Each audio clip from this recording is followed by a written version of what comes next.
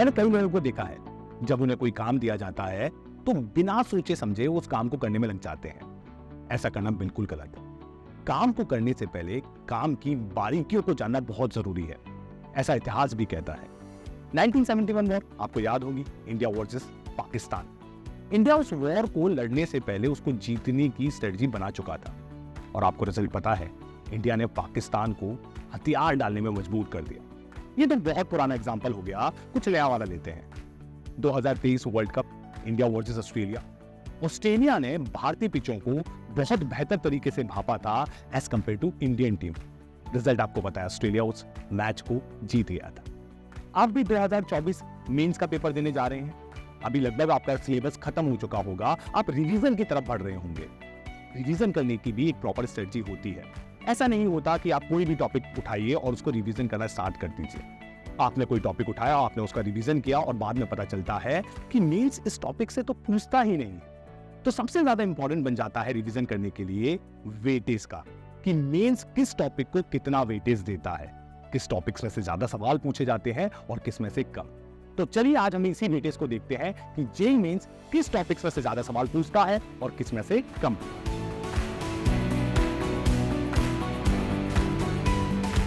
Hello my dear, आज मैं आपको ये बताऊंगा कि फिजिक्स के डिफरेंट चैप्टर्स का क्या क्या वेटेज रहता है जेईई मेंस में, जिसकी मदद से आप क्या कर सकें, अपने रिवीजन को बेहतर तरीके से प्लान कर सकें। उससे पहले मैं आपको एक आई ओपनर भी देना चाहता हूं। ये आई ओपनर किन के लिए है? ये उन बच्चों के लिए है जो 10th से 11th में आते हैं, और उन बच्चों के लिए भी जो 11th से 12th में मूव कर रहे हैं, और फाइनली जो जेईई मेंस देने जा रहे हैं, उन तीनों बच्चों के लिए, मतलब तीनों टाइप जो भी बच्चे हैं उनके लिए ये आई ओपनर है। क्या है आई ओपनर? माय डियर, ऐसा होता है कि जब आप 10th से 11th आते हैं तो आप में थोड़ा इनर्शिया होता है। आप नए संस्थान से जुड़े होते हैं, वहाँ का नया कल्चर होता है, नई तरीके से पढ़ाई हो रही होती है, तो आपको एडजस्टमेंट में थोड़ा टाइम लगता है। जिससे क्या होता है कि आप 11th को थोड़ा कैजुअली ले लेते हैं और आप सोचते हैं कि 11th से कम वेटेज में सवाल पूछे जाते हैं एज कंपेयर टू 12th के। पर ऐसा नहीं होता। आपके 11th को कैजुअली लेने का मतलब ये नहीं है कि जेईई मेंस भी 11th को कैजुअली ले रहा हो। जेईई मेंस 11th और 12th को लगभग बराबर पोर्शन में बांटता है। हर बार लगभग जितने सवाल 12th से पूछे जाते हैं उतने 11th से ही पूछे जाते हैं, सिर्फ 1-2 क्वेश्चन का फर्क होता है। अगर मैं इस ट्रेंड को दिखाऊं तो गौर से देखिएगा, 2019 की बात की जाए तो 55% 12th में पूछे गए थे और 45% 11th से सवाल पूछे गए थे। अगर मैं करंट का, अभी रिसेंटली का ट्रेंड दिखाऊं तो गौर से देखिएगा, 2023 में 52% 12th से पूछा गया था और 48% 11th से पूछा गया था। तो आपको ये क्लियर हो गया होगा तो कि 11th और 12th की वेटेज बराबर है लगभग। तो दोनों ही क्लासेस को सीरियसली लेना है। नो डाउट ये एक है कि आप 12वीं में बोर्ड भी दे रहे होते हो, 11th से आप गुजर चुके होते हो, ये स्वाभाविक होता है कि 11th थोड़ा कमजोर पड़ जाता है और 12वीं थोड़ी स्ट्रांग हो जाती है। पर इस चीज को ओवरकम करते हुए आपको आगे निकलना है और आपको 11th को भी उतनी ही इंपॉर्टेंस देनी पड़ेगी जितनी 12वीं को दी है। Is it okay? अब हम आगे बढ़ते हैं और आगे देखते हैं कि जेईई मेन का पेपर ओवरऑल टफनेस वाइज कैसा है। गौर से देखिए, मैंने क्या कर रखा है, ये मैंने ईयर लिख रखे हैं, ये इजी मैंने ग्रीन से प्लॉट कर रखा है, मीडियम मैंने येलो से और टफ मैंने ये ऑरेंज से प्लॉट कर रखा है। अब गौर से देखिएगा, ये मैंने 5 साल का डाटा उठाया है। गौर से देखिए कि ये जो टफ वाला लेवल है वो थोड़ा सा स्लाइटली इंक्रीज हुआ है और इजी वाला भी थोड़ा सा स्लाइटली, गौर से देखिए, थोड़ा सा स्लाइटली कम हुआ है। अगर मैं इजी की बात करूं, देखिए इजी वाला थोड़ा स्लाइटली बढ़ा है और ये मीडियम वाला थोड़ा सा स्लाइटली कम हुआ है। मतलब अगर मैं एक शब्द में कंक्लूड करना चाहूं तो मैं बोलूंगा कि मेंस का लेवल थोड़ा सा तो इंक्रीज हुआ है। अब आप सोचोगे सर ऐसा तो नहीं है, हमने तो सुना है कि फिजिक्स जो है वो इजी आ रही है, केमिस्ट्री जो है इजी आ रही है, पर मैथ्स टफ हुआ है। पर आप बोल रहे हो कि थोड़ा सा स्लाइटली इंक्रीज हुआ है। इसको समझाने के लिए मैं आपको एक एग्जांपल देता हूं। आप घर में 3 भाई हो और तीनों भाई जॉब करते हो और तीनों भाई 100 रुपए कमाते हो। अगर मैं आपसे बोलूं कि आपके घर की ओवरऑल इनकम कितनी है तो आप बोलोगे 300 रुपए।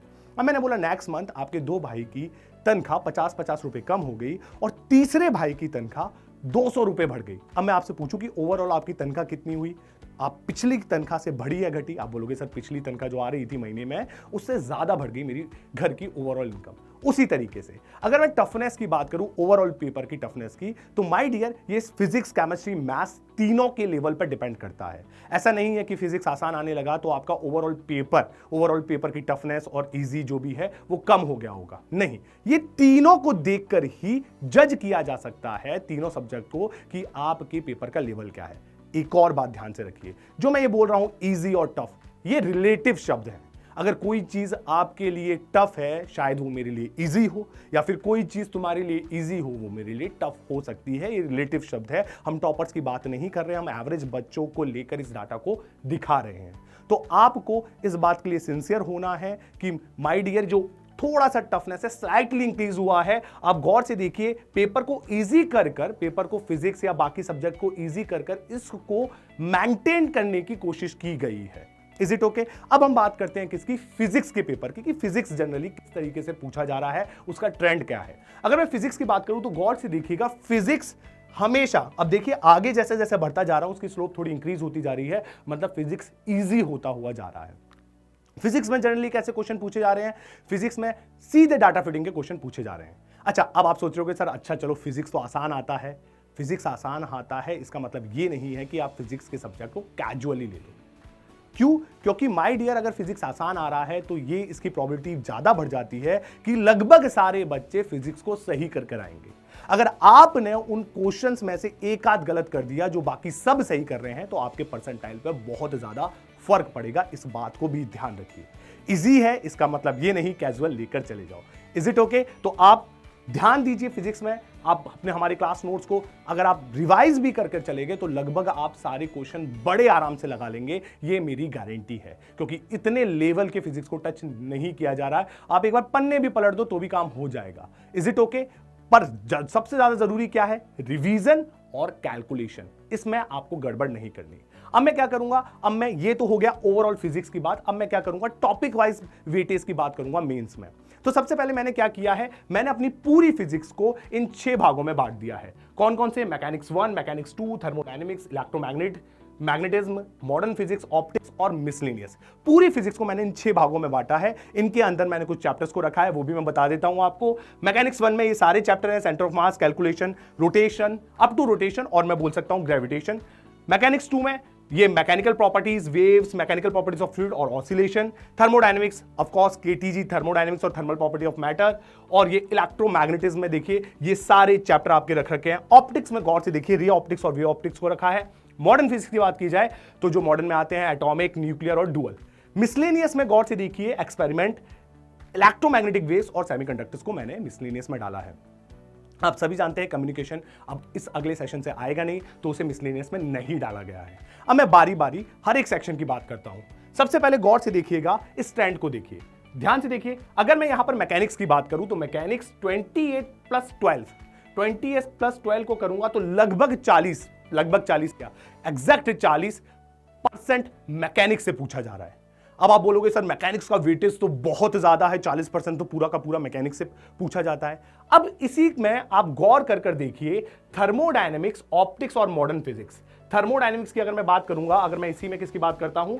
थर्मोडायनेमिक्स की, ऑप्टिक्स की, और मैं एक मिनट रुकिएगा, अगर मैं थर्मोडायनेमिक्स की बात करता हूं, ऑप्टिक्स की बात करता हूं और मॉडर्न फिजिक्स की बात करता हूं, गौर से देखिए ये भी लगभग आसपास 30% के हो जाता है। एक तरफ मैकेनिक्स है जो कि 40% दे रहा है, और एक तरफ ये 3 टॉपिक हैं जो लगभग 30% के आसपास दे रहे हैं। अगर ट्रेंड को देखा जाए, गौर से देखिएगा, हमेशा लगभग 30% के आसपास ये तीनों टॉपिक से पूछा जाता है सवाल। मैकेनिक्स को कवर करने के लिए आप याद कीजिए पूरी 11th लगती थी। पूरा 1 साल अगर मैं मैकेनिक्स को कवर करने में लगा दे रहा हूं, और इन 3 टॉपिक्स को कवर करने के लिए आप मानकर चलिए 1 या 1.5 महीना लगा था आपको जब आपने इनको पढ़ा था। तो मतलब छोटे कम समय में जो कवर हो रहे हैं उनमें से ज्यादा वेटेज का आ रहा है, और जो ज्यादा समय में कवर हो रहे हैं उनमें भी लगभग उसी के बराबर वेटेज का आ रहा है। तो आप समझ गए होंगे कि सबसे ज्यादा इंपॉर्टेंट क्या है। मेरे लिए ये 3 टॉपिक इंपॉर्टेंट है, मॉडर्न फिजिक्स, ऑप्टिक्स और थर्मोडायनेमिक्स। अब एक और चीज बताता हूं, आप मैकेनिक्स और इन 3 टॉपिक्स को कंपेयर कीजिए। अब मैं बिल्कुल फिजिक्स का एग्जांपल लेता हूं। आप सभी जानते होंगे कि एक स्टेट फंक्शन होता है और एक पाथ फंक्शन होता है। अगर स्टेट फंक्शन की बात की जाए तो उसे पास हिस्ट्री से कुछ लेना देना नहीं होता, और अगर पाथ फंक्शन की बात की जाए तो उसे पास हिस्ट्री से बिल्कुल लेना देना होता है। मैकेनिक्स आपका पाथ फंक्शन की तरह है। मैकेनिक्स के जो चैप्टर होते हैं, Newton's law, centre of mass, work power energy, rotation, ये एक दूसरे से लिंक होते हैं। अगर इनमें से अगर आपने बीच में से एक चैप्टर भी निकाल दिया तो दूसरे चैप्टर पढ़ने में आपको तकलीफ होगी, मतलब आपको समझने में थोड़ा सा एफर्ट डालना पड़ेगा। अगर मैं इन तीनों चैप्टर्स की बात करूं, it's just like a state function. आप इंडिविजुअली ऑप्टिक्स को उठाकर पढ़ना शुरू कीजिए, आपको पीछे के इतिहास से कुछ लेना देना ही नहीं है। आप ऑप्टिक्स को एक इंडिविजुअल टॉपिक की तरह ले सकते हैं और उसको आप बड़ी जल्दी कवर कर सकते हैं, और श्योर एंड शॉर्ट उसमें से हमेशा क्या आता है, सवाल आता है। उसी तरीके से मॉडर्न फिजिक्स की बात की जाए, आप उसको इंडिविजुअली लेकर रिवीजन कर सकते हैं। उसको पास हिस्ट्री में आपने क्या पढ़ा है, 11वीं में आपने क्या पढ़ा है, 12वीं में, कुछ लेना देना नहीं है। ऑफ कोर्स थर्मोडायनेमिक्स में आपको थोड़ा बहुत फोर्स की नॉलेज होनी चाहिए, थोड़ा बहुत तो फंडामेंटल फोर्स की नॉलेज होनी चाहिए, पर यह भी एक इंडिपेंडेंट टॉपिक की तरह काम करता है। तो मैं अगर आपको सजेस्ट करूंगा तो मैं बोलूंगा कि सबसे पहले ये जो मैं स्टेट फंक्शन बोल रहा हूं उनको कवर कीजिए, उनको रिवाइज कीजिए प्रॉपर तरीके से। उसके बाद ऑफ कोर्स मैकेनिक्स में जाइए, उसको भी रिवाइज कीजिए, और एक ऊपर इलेक्ट्रोमैग्नेटिज्म में भी है जिसका 27% है। आई होप आपको ये चीज क्लियर हो गई होगी। अब आगे बढ़ते हैं, हम क्या करेंगे, अब हम इंडिविजुअल पोर्शंस को डिस्कस करेंगे। जैसे गौर से देखिए, हम मैकेनिक्स की बात करते हैं। इसको पहले मैं आपको समझा दूं, यहां पर ये जो 2023 के बगल में 24 लिखा हुआ है, ये है कि 2023 में नंबर ऑफ पेपर कितने हुए। 2023 में 24 पेपर हुए। उन 24 पेपर में ओवरऑल सेंटर ऑफ मास में से 13 सवाल पूछे गए। ओवरऑल अगर मैं बात करूं, ओवरऑल ग्रेविटेशन में से देखिए 39 सवाल पूछे गए थे 2024 के पेपर में। तो अगर मैं ऑन एन एवरेज निकालूं तो आप कह सकते हो लगभग 1.5 से ज्यादा क्वेश्चन हर एक पेपर में ग्रेविटेशन में पूछे गए। मैं यहां कह सकता हूं कि हर एक पेपर में जितने भी पेपर थे उसमें ग्रेविटेशन का सवाल हर बार आया था। ऐसा सेंटर ऑफ मास के केस में नहीं है, ये डाटा कहता है। अगर मैं इस डाटा को देखकर बताऊं तो गौर से देखिएगा, सबसे ज्यादा इंपॉर्टेंट चैप्टर बन जाता है आपके लिए ग्रेविटेशन। ग्रेविटेशन में से हर पेपर में जितने भी पेपर हुए 24, हर पेपर में एक से ज्यादा सवाल पूछे गए थे। ये डाटा आपको ये दिखाता है। आप इस डाटा को देख सकते हैं, इसकी पीडीएफ हम आपको शेयर भी कर देंगे। आप इस डाटा को एनालिसिस कीजिए और उसके हिसाब से तैयारी कीजिए। तो मैं अगर आपसे बात करूं, मैकेनिक्स 1 में सबसे इंपॉर्टेंट चैप्टर जो मुझे मोटा मोटा दिख रहा है, यहां पर ग्रेविटेशन दिख रहा है, सबसे ज्यादा इंपॉर्टेंट चैप्टर। मैंने ग्रेविटेशन को मैकेनिक्स 1 में डाला है। उसके बाद मुझे क्या दिख रहा है, उसके बाद मुझे वर्क पावर एनर्जी दिख रहा है। उसमें से 26 क्वेश्चन पूछे गए, मतलब लगभग एक क्वेश्चन हर एक पेपर में आया है। अगर मैं 2023 के ट्रेंड की बात कर रहा हूं, देखिए 2023 और 2022 में फर्क है थोड़ा। 2022 में 30% न्यूटन्स लॉ से पूछा गया था, पर 2000 अगर मैं 23 की बात करूं तो 21%, मतलब ड्रॉप आया है। न्यूटन्स लॉ से कम सवाल पूछे गए थे पिछली साल, उससे पिछली साल थोड़े ज्यादा पूछे गए थे। पर अगर मैं यहां की बात करूं ग्रेविटेशन की, तो लगभग बराबर पोर्शन में ग्रेविटेशन हर साल पूछा जा रहा है। तो इस पर आपको ध्यान देना है। बहुत छोटा सा चैप्टर है। आपको इलेक्ट्रो के अगर कंसेप्ट क्लियर है तो ग्रेविटेशन मुश्किल से 2 या 3 दिन लेता है क्लासेस में भी पढ़ाने के लिए, तो आप बहुत क्विकली इसको रिवाइज कर सकते हैं। अगर मैकेनिक्स 2 की बात की जाए तो माय डियर फोकस होकर देखिए, मैकेनिक्स 2 में 23% और 23%, अगर मैं 23 क्वेश्चन की बात करूं 24 में से लगभग, तो मतलब हर बार एक क्वेश्चन हर एक पेपर में पूछा गया है, वो भी एसएचएम का। ये भी आपके लिए इंपॉर्टेंट बन जाता है। अब मैं बात करता हूं किसकी, थर्मोडायनेमिक्स की। सबसे ज्यादा इंपॉर्टेंट चीज होती है थर्मोडायनेमिक्स। कम समय में ज्यादा मार्क्स स्कोर करने के लिए सबसे ज्यादा इंपॉर्टेंट होती है थर्मोडायनेमिक्स। आप इसे केमिस्ट्री में भी पढ़ते हो और फिजिक्स में भी पढ़ते हो, तो आपके लिए और इजी बन जाती है ये।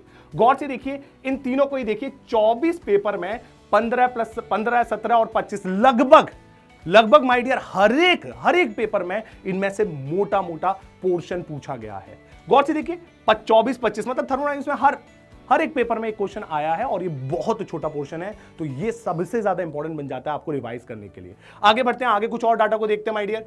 इलेक्ट्रोमैग्नेटिज्म देखो, सबसे ज्यादा इंपॉर्टेंट देखो, बिल्कुल क्लियर कट दिख रहा है आपको। करंट में से 50 क्वेश्चन पूछे गए हैं, और ये ट्रेंड ऐसा नहीं है कि एक ही बार का है। हमने पीछे के डाटा को भी एनालिसिस किया है। देखिए 45, 49, मतलब हर बार करंट में से लगभग 2 सवाल एक पेपर में पूछे जा रहे हैं। तो करंट ऐसा टॉपिक है जो आप लोगों को पसंद भी है और इजी भी है कंपैरेटिवली बाकी टॉपिक के, और हर बार उसमें से 2 सवाल पूछे जा रहे हैं। तो क्यों ना उसको पहले रिवाइज किया जाए, क्यों ना उसमें थोड़ा सा और फोकस किया जाए, जिससे कि उसके सवाल गलत ना हो। क्योंकि बाकी बच्चों के लिए करंट आसान होता है। आप इसमें गलती की गुंजाइश बिल्कुल मत छोड़िए कि बाकियों ने सही कर दिया आप ना सही करो। तो करंट में देखो लगभग 50 क्वेश्चन पूछे गए हैं 24 पेपरों में।